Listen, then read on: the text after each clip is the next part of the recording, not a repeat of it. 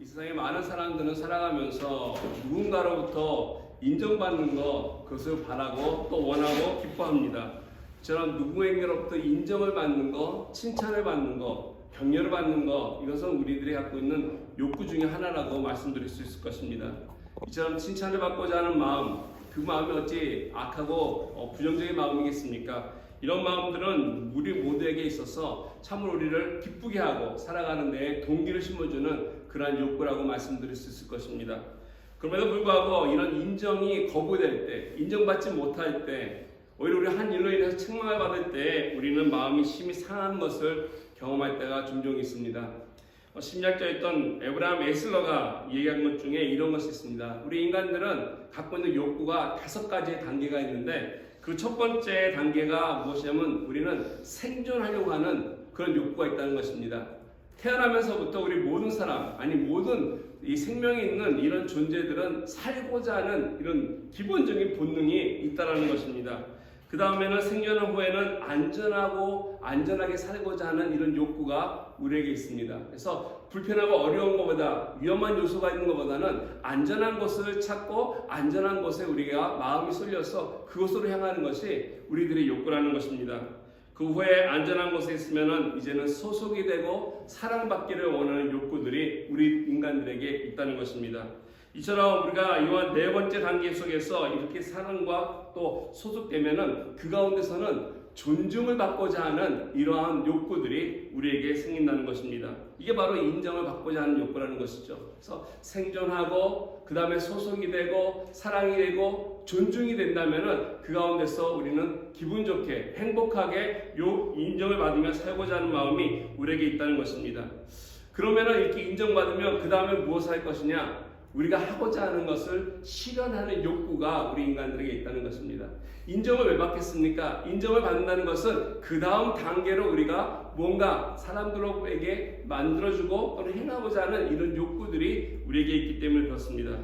이처럼 인정받는 것, 그리고 인정받은 다음에 우리의 삶을 실현시켜 나가는 것이 같이 이렇게 묶여있는 것을 볼 때가 있습니다.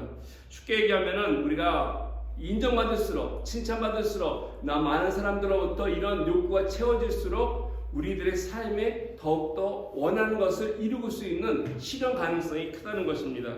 이것이 바로 인정을 받고자 하는 우리 모든 인간들이 가지고 있는 욕구라는 것이죠. 이게 바로 삶의 동기도 되기도 하고요. 또 이러한 것이 분명히 우리 삶에게 있어서 긍정적으로 우리 삶이 힘차게 살아나가는 데 기본이 되기 때문에 그렇습니다. 삶의 동기가 되고 많은 것을 실천할 수 있도록 하는 것, 칭찬하는 것이 매우 중요하다는 이야기를 우리가 많이 하지 않습니까? 심지어 칭찬은 고래도 춤추게 한다라고 하는 이야기가 있지 않습니까? 물론 이게 말이 아니라 어떤 책의 제목이었습니다. 찾아보니까 어디서 나온 말인가 했더니 책 제목이더라고요. 예. 칭찬은 고래도 춤추게 한다. 하물며 이 같은 고래까지도 칭찬을 하게 하면 춤을 추게 한다는데 우리 인간들에게 있어서 그 인정이라고 하는 거, 칭찬이라고 하는 것의 파워가 얼마나 크겠습니까? 이처럼 우리는 칭찬을 듣게 되면 그것을 더욱더 많이 그리고 잘하려고 하는 이런 마음이 우리에게 있다는 것입니다. 반복적으로 그 일을 잘함으로 인해서 더 많은 사람들로부터 우리가 인정받고 우리가 하고자 하는 일에 확신을 가지고 우리가 하고자 원하는 일을 행해 나가고자 하는 것이 우리들의 욕구라는 것입니다. 그럼에도 불구하고 이와 같이 인정을 받는 것, 칭찬받는 것이 약간 어두운 면도 없지 않아 있다는 것입니다. 모든 것이 다 칭찬으로서 다 해결되는 것이 아니라 이 칭찬을 받다 보면 어떤 일이 있냐면은 누군가로부터 칭찬을 받기 위해서 살아가는 이런 존재가 될 수 있는 경험들이 있다는 것입니다. 예를 들어서 나는 원치 않으나 다른 사람들이 다 그거를 원하기 때문에 그렇게 해야만이 칭찬을 받고 인정받기 때문에 내가 싫어도 하는 이런 경향이 있다는 것이죠. 예를 들어서 나는 블랙커피는 싫은데 그리고 나는 믹스커피를 참 좋아하는데 달달한 것인데 많은 사람들이 봤을 때 달달한 믹스커피를 마시면 나를 좀 초라하게 생각하고 커피 마실 줄 모르는 사람으로 생각한다라고 하는 이런 생각 때문에 마시기 싫어도 억지로 블랙커피를 마시는 이런 사람들이 종종 있을 때가 있습니다. 왜 그렇습니까? 나와 상관없이 다른 사람들의 마음에 맞춰주기 위해서 살아간다는 것이죠. 나는 엔지니어가 되고 싶은데 우리 부모는 그걸 원치 않고 변호사가 되길 원해서 엔지니어 되는 과정을 놔두고 법대로 들어가서 나와 상관없이 열심히 법을 공부해서 변호사가 되는 케이스. 이런 것을 볼 때 우리들이 내 삶 속에서 내가 원하는 삶이 아니라 누군가로부터 인정받고 칭찬받으려고 하는 이와 같은 삶으로서 살아가는 것입니다. 나는 착한 사람, 배려가 깊은 사람으로 인정받기 위해서 자기 자신의 것을 좀 감추면서 많은 사람 앞에 배우처럼 연기자로서 살아가는 이러한 인생 또한 있다는 것입니다. 이처럼 내가 살고 싶은 삶이 아니라 인정 때문에, 인정받고자 하는 그 욕구 때문에 다른 사람의 삶을 대신 살아가는 이런 삶, 이런 것은 어떻게 보면은 그 사람의 인생에 참된 그 인생의 의미를 안타깝게도 잃어버리게 되는 그런 경험이라고 말씀드릴 수 있습니다. 두 번째로 이런 인정받는 것에 있어서 얻으면 또 무엇이냐면은 인정받는 중독에 빠질 수 있다는 것입니다.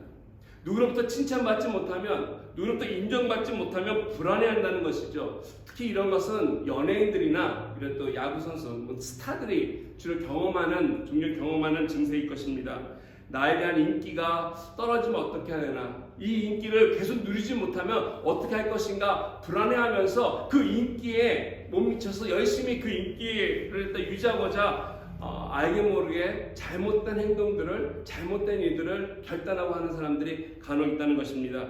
그런 인기가 계속 유지되지 못하면 그걸 견디지 못해서 힘들어해서 우리가 알다시피 심지어는 마약을 하기도 하거나 또는 자살까지 하는 이런 경우들을 볼 때가 있습니다. 이처럼 인정에 대한 중독에 빠지면 우리의 인생이 무섭게 어려운 면을 치닫게 된다는 것입니다. 세 번째는 이 세상 사람들이 주는 인정, 이것을 좀 바꾸자 하는데 이 세상 사람들이 하는 인정이 한계가 있다는 것을 우리가 잊어버리고 살 때가 있습니다.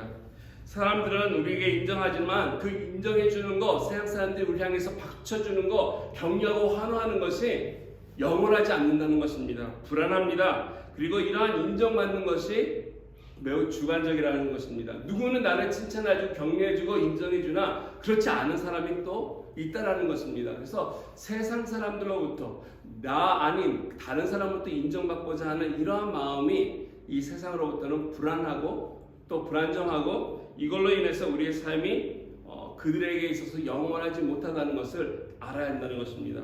예를 들어서 우리 예수님의 경우가 그렇지 않았습니까? 예수님께서 예루살렘에 입성하실 때 많은 사람들이 환호하면서 그들의 겉옷을 벗어내리면서 호산나 외쳤습니다. 다윗의 자손이여 외쳤습니다.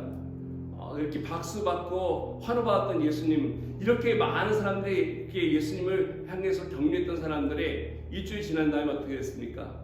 오히려 그 예수님 향해서 십자가에 못 박으라라고 외치지 않았습니까? 이 세상 사람들은 그렇습니다. 세상에서 인정받는 것, 사람들로부터 인정받는 것 한순간이라는 것입니다.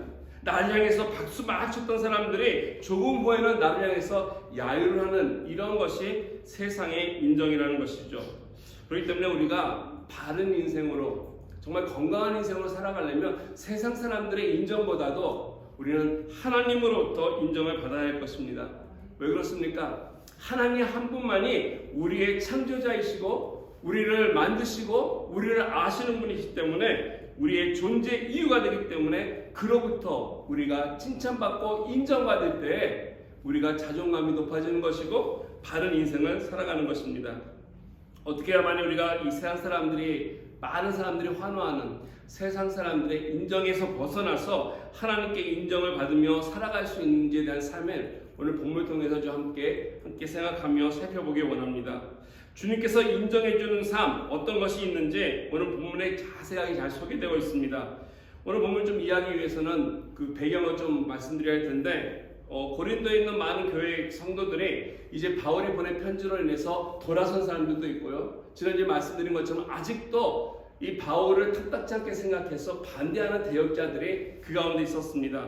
그래서 이 사람들은 바울이 갖고 있었던 리더십에 대해서 여러 가지로 꼬투리를 잡는 것입니다. 핑계 잡는 것입니다. 인정하지 않으려고 하는 이러한 모습들이 있었습니다. 그래서 바울이 그 교회에 대한 어떤 리더십이나 사도직까지도 좀 의무심을 하고 의문을 품으면서 반대했다는 것입니다. 심지어 그들은 바울 향해서 그러기 위해서, 왜냐하면 그의 외모를 지적했다는 것이죠. 바울이 우리 교회의 사도로서 어떤 리더십으로서 합당치 않다라고 하는 것의 이유가 외모의 초라함을 그들은 들고 얘기했습니다. 멀리서 큰 소리 치지만 막상 만나면 별로 말도 못하는 이런 겁쟁이다라고 바울을 얘기했습니다. 이런 이유를 통해서 바울이 그들에게 갖고 있었던 어떤 권위를 깎아내리고 그런 권위를 행하지 못하도록 이 많은 대역자들은 행했다는 것입니다.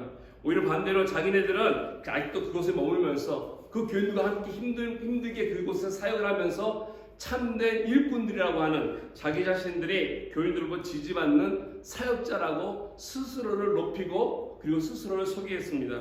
여기에 대한 자랑에 대해서 18절 말씀해 보시면 바울은 다음과 같이 말합니다. 18절에 보니까 옳다 인정함을 받은 자는 자기를 칭찬하는 자가 아니요 오직 주께서 칭찬하는 자리다. 이 사람들이 바울을 반대하면서 자기 스스로를 높였던 이것을 보면서 바울이 얘기하는 것이죠.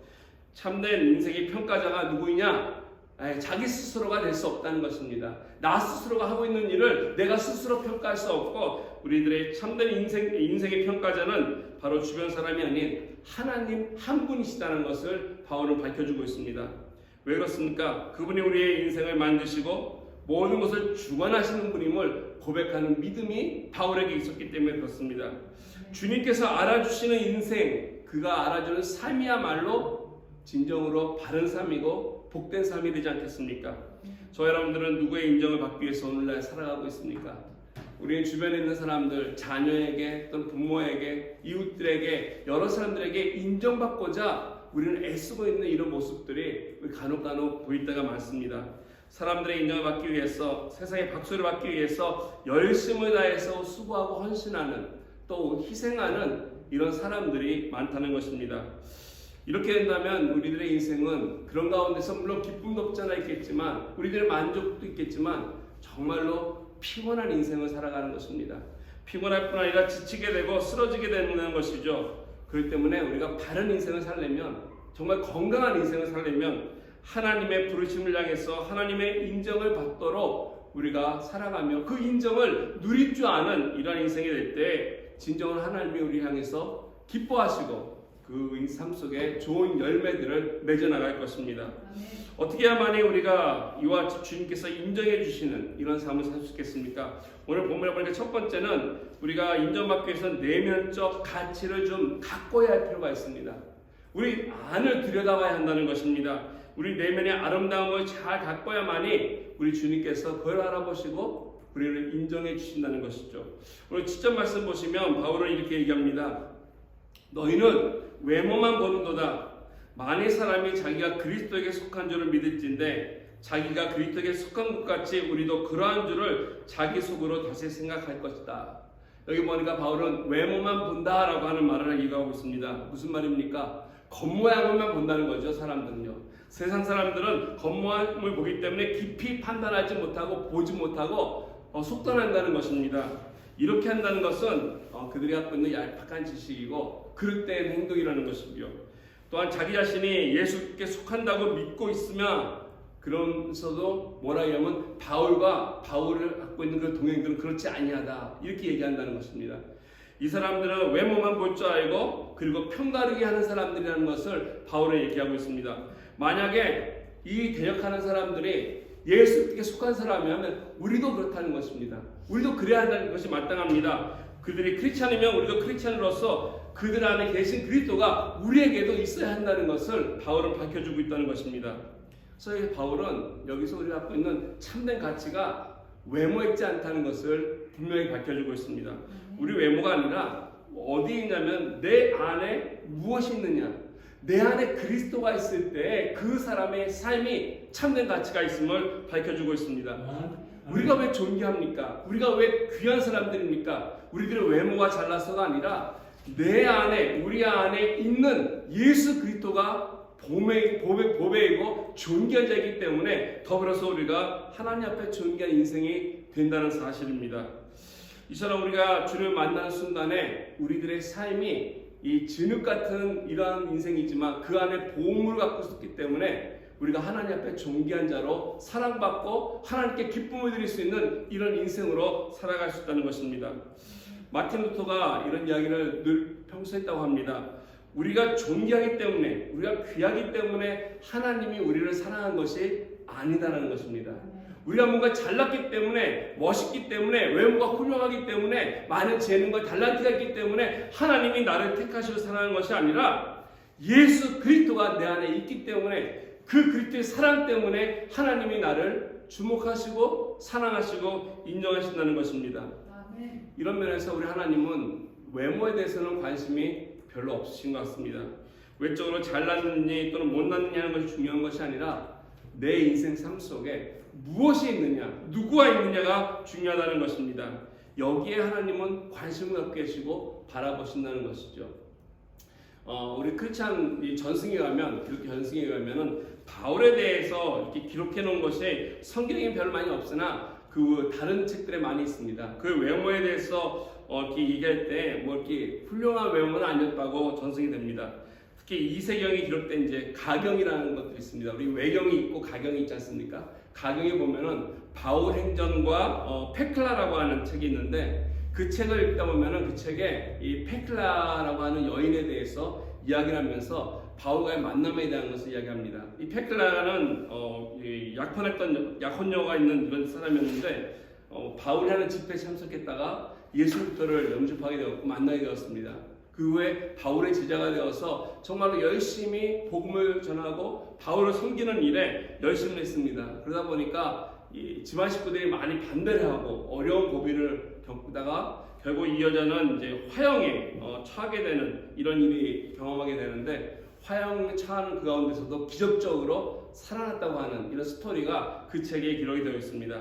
근데 거기 보면은 이 페클라라는 사람이 처음 바울을 봤을 때 이렇게 표현한 것이 있습니다. 그럼 뭐라고 얘기하냐면은 바울은 대머리였고 키가 작았고 안장다리였고 또 그의 코는 매부리 코였고 눈썹은 찌푸렸다라고 이렇게 기록을 하고 있습니다.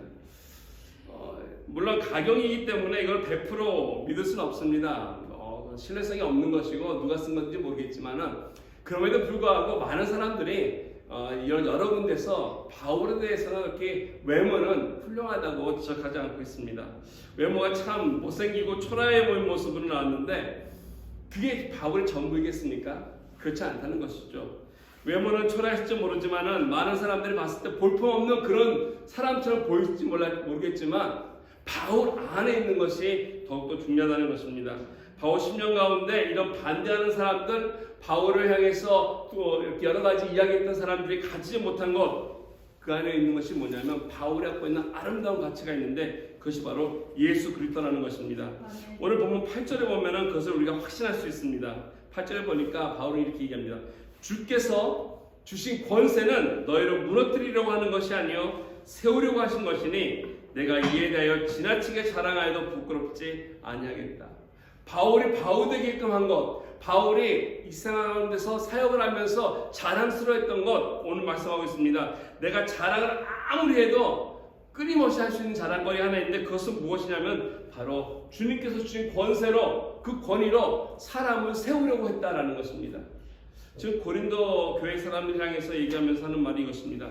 내가 여러분들을 사랑하고 여러분들에게 나아가서 복음을 전할 수 있었던 것은 다른 것이 아니라 바로 하나님께서 나에게 주신 권세, 즉 이 사도직인데 이것을 갖고 뭘 하냐면 당신들을 향해서 무너뜨리고 찢어버리고 또 여러분들 욕보이고자 하는 것이 아니라 오히려 이것을 가지고서 사람을 세우는 데 썼다라고 바울은 고백합니다.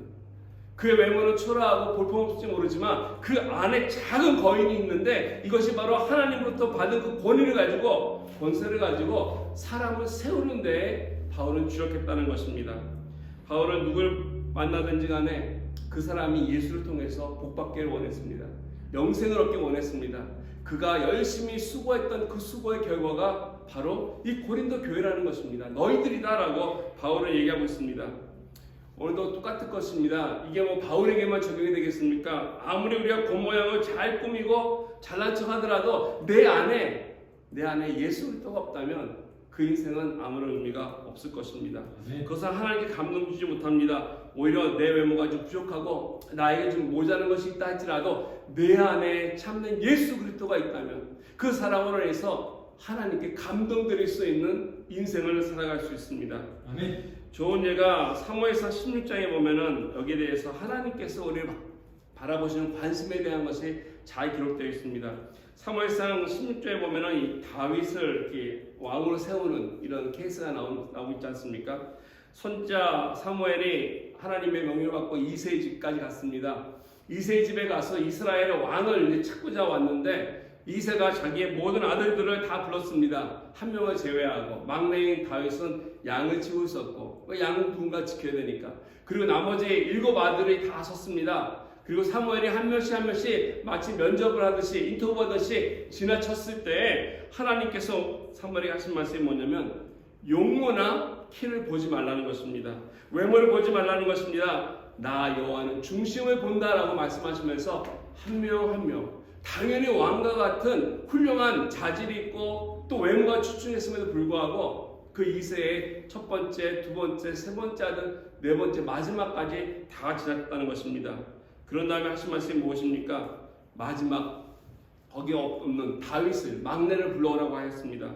다윗이 불렀습니다. 사실 그 7 형제들은 사무엘 앞에 서기 위해서 다 목욕을 하고 가장 훌륭한 옷을 입고 그리고 뻣하게 그 앞에 섰습니다. 근데 다윗은 지금 양을 치다 왔기 때문에 양떼에 묻은 여러 오물들, 얼굴에 땀과 먼지가 범벅된 이런 모습으로 헐레벌떡 달려왔을 것입니다. 그럼에도 불구하고 하나님께서 사무엘을 통해서 그를 보시고서 무슨 말 했습니까? 바로 그다. 바로 이 사람이다. 바로 이 사람에게 기름을 부어라. 이 사람이 바로 나의 마음에 합한 사람이다라고 하나님께서는 말씀하셨습니다. 왜 그렇습니까? 분명히 하나님은 다윗의 마음속에 얼마나 이 다윗이 하나님을 사랑하고 있는지 그 사랑을 알고 계셨다는 것이죠. 얼마나 이 다윗이 하나님 앞에 찬양을 드리고 하나님을 기뻐했는지 하나님은 이미 보고 계셨다는 것입니다. 이러한 모습을 보시고 이 사람이 나의 마음에 합한 사람이다. 이 사람이 바로 나의 백성 이스라엘을 이끌어갈 왕이다라고 사무엘에게 선포했다는 것입니다. 오늘도 마찬가지로 저 여러분들 마음속에 무엇을 가지고서 누구에게 인정받고자 살아가느냐가 매우 중요합니다. 내 마음속에 무엇이 있는지 혹시 욕심이나 미움이나 시기심 같은 것을 누군가와 비교해서 내 마음속에 더욱더 다른 것을 채우고자 하는 만족이 아니라 오히려 하나님을 향해서 내 마음을 잘 갖고 나간다면 하나님께 인정받기 위해서 하나님 앞에 말씀 앞에 서서 나를 하나님 앞에 드리기 원한다면 그러한 마음들이 하나님이 우리를 바라보시면서 기뻐하시는 마음인 것입니다. 그 가운데는 우리들의 성령을 통해서 귀한 인격들이 계속 끊임없이 우리가 성숙해져 나갈 것이고 그리고 그런 성숙함을 통해서 하나님 앞에 귀한 열매로 드려질 것입니다. 그러할 때 하나님이 우리를 사용해 주시고 또 우리를 인정해 주시고 또 이와 같이 우리들의 내면이 잘 바꿔지는 것입니다. 두 번째로 우리가 주님께 인정을 받기 위해서는 우리들의 기준이 있어야 되는데 이 절대적인 기준에 우리의 삶을 맞춰야 한다는 것입니다. 우리가 삶을 평가하는 내 인생이 어떻게 살았는지 우리 가끔가다 우리가 뒤를 돌아보면서 생각합니다. 그리고 평가도 합니다. 잘 살았는지 못 살았는지. 이것은 우리뿐만 아니라 세상 사람도 마찬가지입니다. 그런데 이와 같은 인생의 평가가 그 기준이 우리는 가끔가다 세상이 될 때가 많습니다. 세상에서 많은 사람들을 보면서 그들과 같이 비교하면서 내 인생이 잘 살았다 못 살았다라고 하는 것을 우리는 가끔가다 평가할 때가 있는데 이 세상 사람들이 세웠던 기준들은 어떻게 보면 절대적이지 못하다는 것입니다. 세상이 세운 기준은 상대적일 뿐만 아니라 불안한 기준들이기 때문에 그것은 절대적으로 우리를 평가할 수 있는 그런 기준이 될 수 없습니다. 그렇기 때문에 우리는 절대적이면서도 완전한 기준이 필요한데 그 절대적이고 완전한 기준 그것은 우리 하나님만 드신다는 것입니다. 그래서 오늘 12절 말씀에 보시면 바울의 대역자들이 자기 자신을 향해서 가졌던 기준에 대해서 있는데 이것이 무엇인지 잘 얘기해주고 있습니다. 12절 보니까 바울은 이렇게 얘기합니다. 우리는 자기를 칭찬하는 어떤 자와 더불어 감히 짝하며 비교할 수 없다. 그러나 그들이 자기로서 자기를 헤아리고 자기로서 자기를 비교하니 지혜가 없다라고 하면서 얼마나 이상 사람들이 또 자기를 대역했던 사람들이 어리석은 기준을 가지고서 그들이 평가하고 있는지를 밝히고 있습니다. 이 구절에서 반복되는 단어가 있습니다. 그건 무엇이냐면 자기라고 하는 단어이죠. 자기가 자기를 칭찬하고 자기가 자기를 헤아리고 자기가 자기를 비교하는 즉 자기 자신이 모든 판단을 하고자 하는 이 기준이 되는 이런 어리석음을 범했다는 것입니다. 오늘 우리 한국말, 그러니까 우리말 성경에 보니까 이렇게 나와 있다고요. 자화자찬하는 사람들이다 라고 번역하고 있습니다. 세상 사람들이 자화자찬하는 경우들이 많습니다. 이것을 바울은 어리석다라고 이야기하고 있다는 것입니다.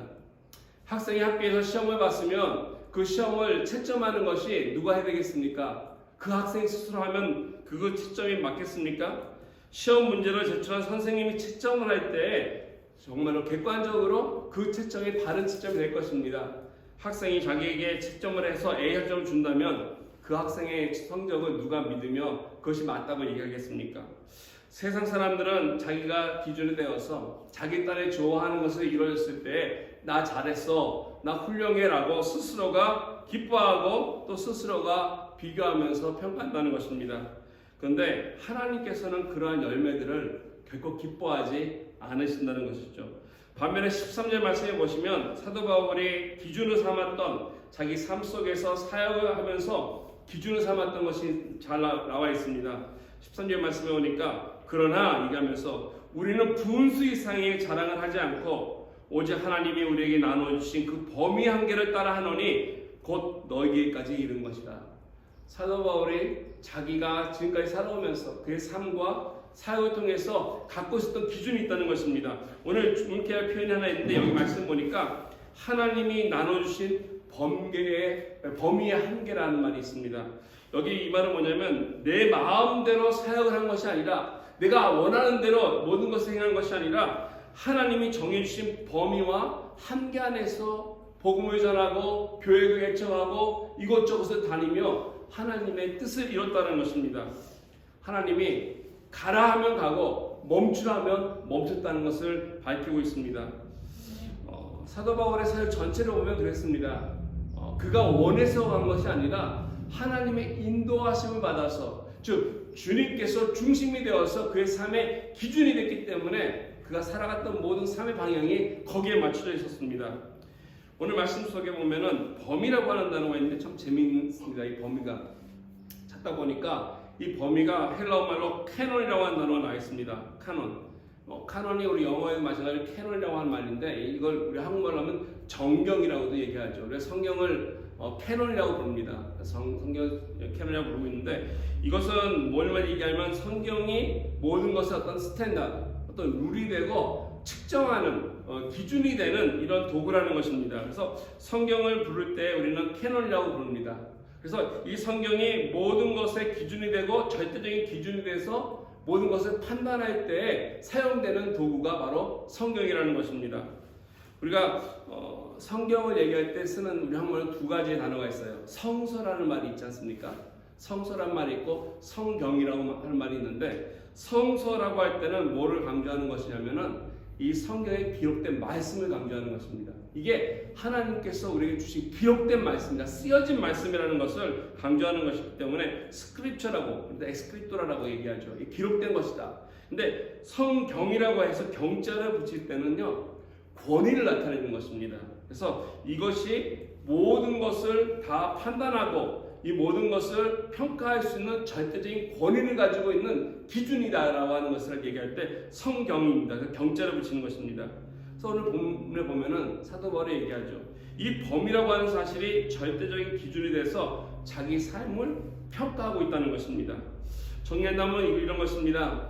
우리의 삶과 사역들, 우리 하는 모든 것들을 판단하는 중심잣대가 바로 다른 것이 아니라 하나님 자신이고 하나님께서 이것을 우리에게 잣대를 댈 때 그 기준이 되는 것이 다른 것이 아닌 성경 말씀이라고 하는 것입니다.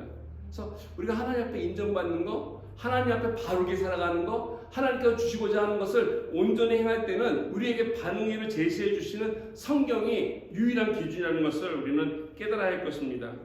저 여러분들이 우리의 삶을 바르게 평가하려면은 이처럼 하나님께 비춰봐야 돼요.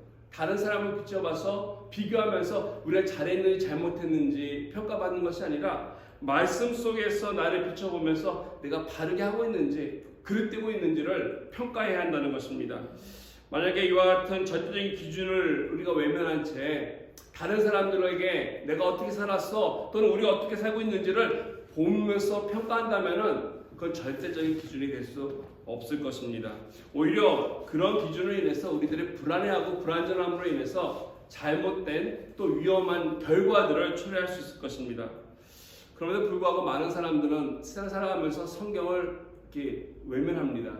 그 하나님을 외면합니다. 그리고 우리가 갖고 있는 이 세상의 많은 경력과 또는 이 세상의 것들을 가지고서 기준 삼아서 비교하고 평가할 때가 많습니다.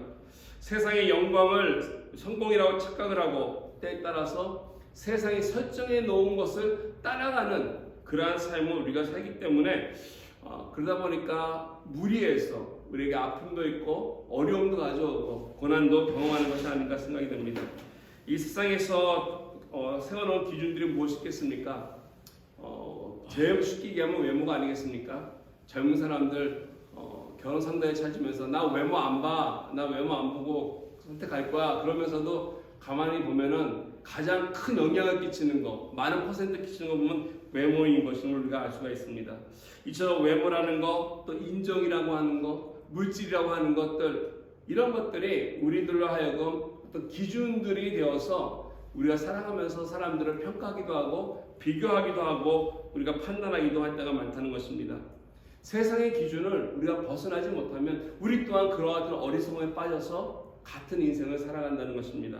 그렇기 때문에 하나님께서 우리에게 부여해 주신 모습 그대로, 하나님이 평가하는 그 방식대로, 하나님께서 주신 절대적인 기준에 따라서 우리의 삶을 비춰봐야 할 것입니다.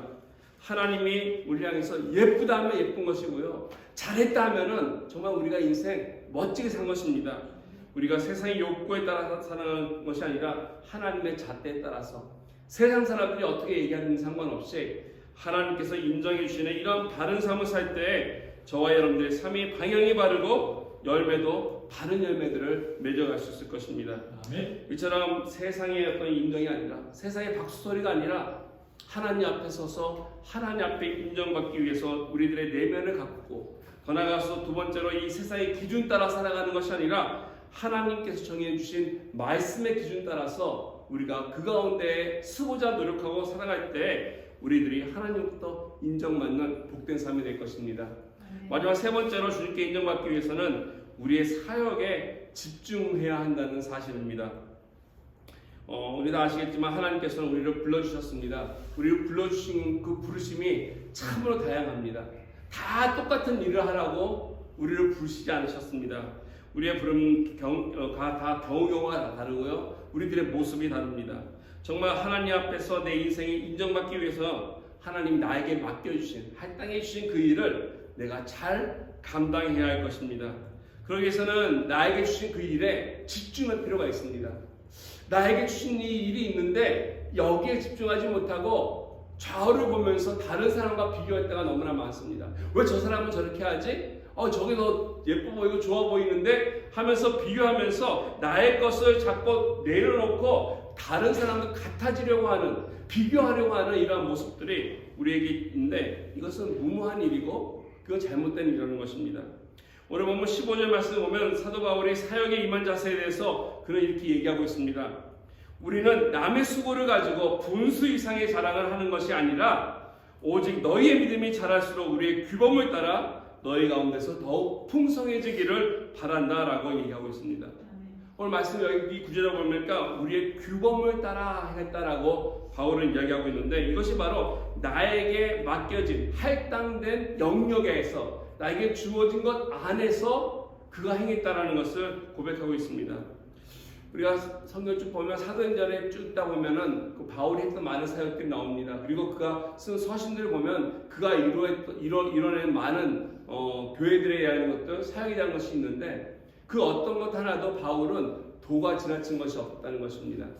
그에게 맡겨주신 것 안에서 그가 잘 감당했음을 우리는 알 수 있습니다. 하나님께서 그에게 주신 그 범위 내에서 자기가 최선을 다한 모습들을 우리는 바울을 통해서 볼 수 있습니다.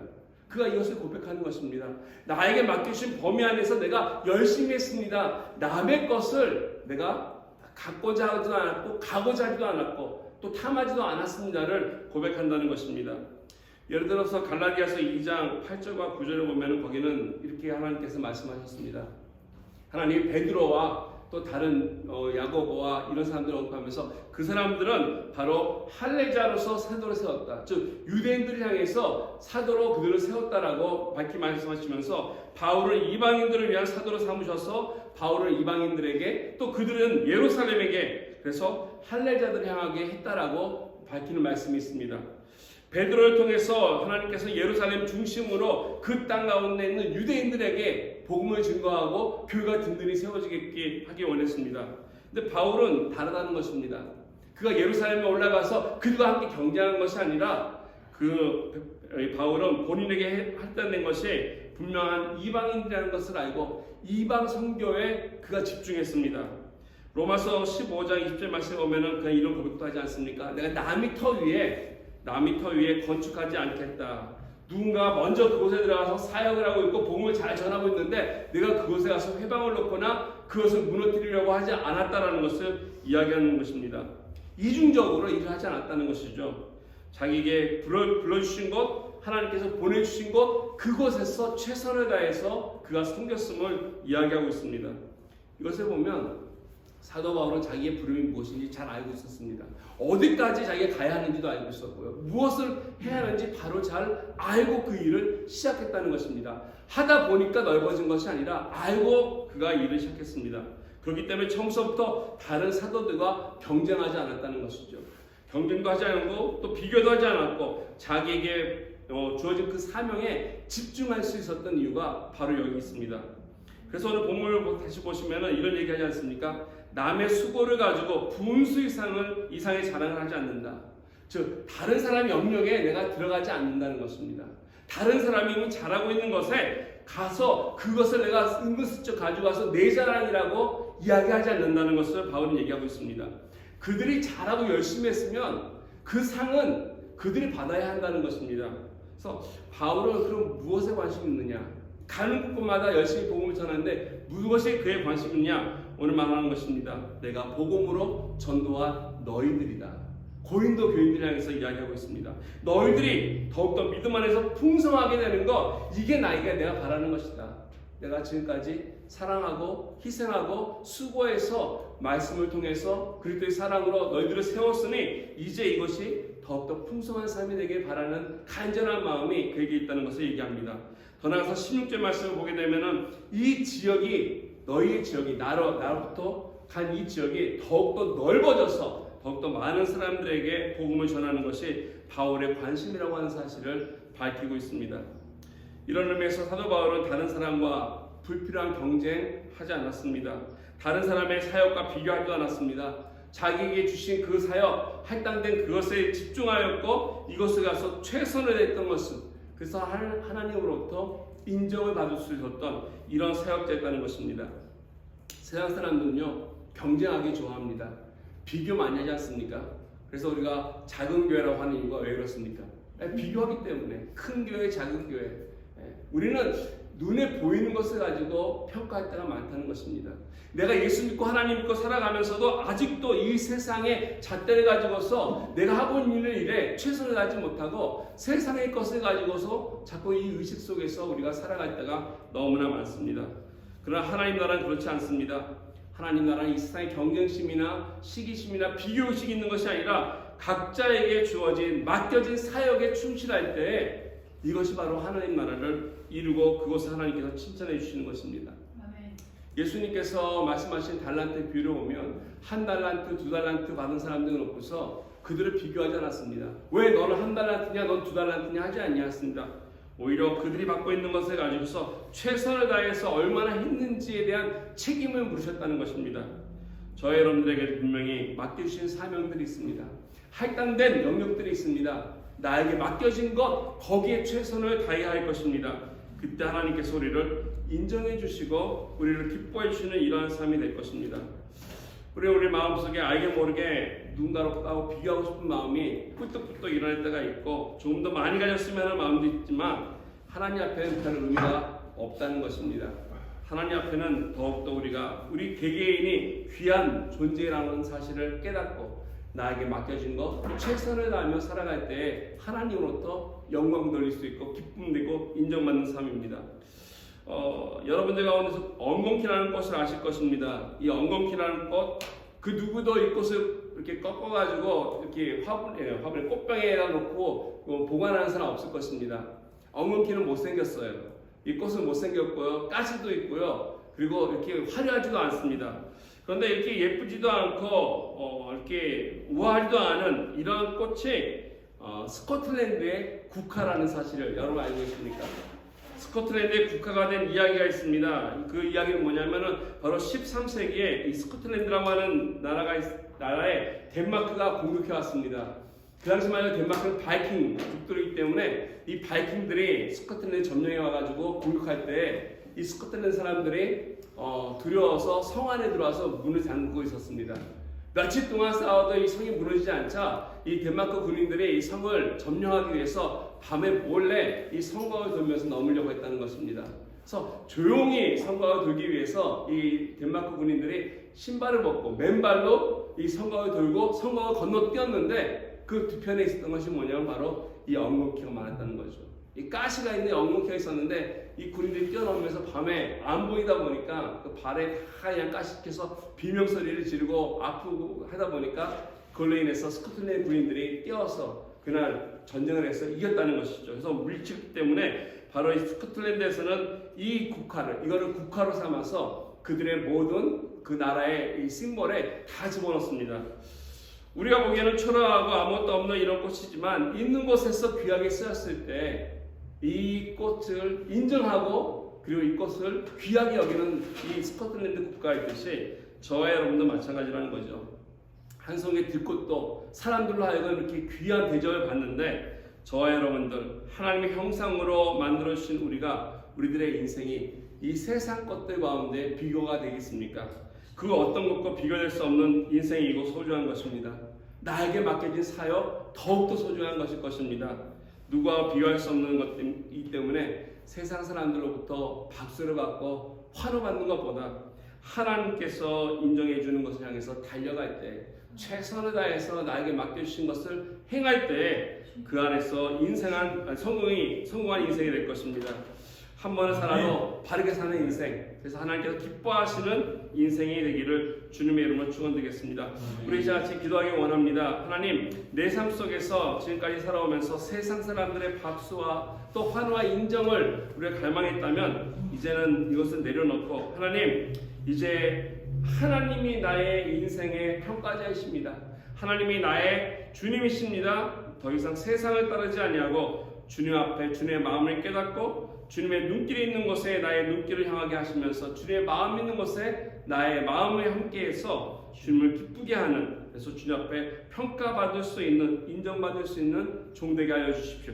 우리 이 시간 기도하면서 나아가겠습니다. 함께 기도드리겠습니다.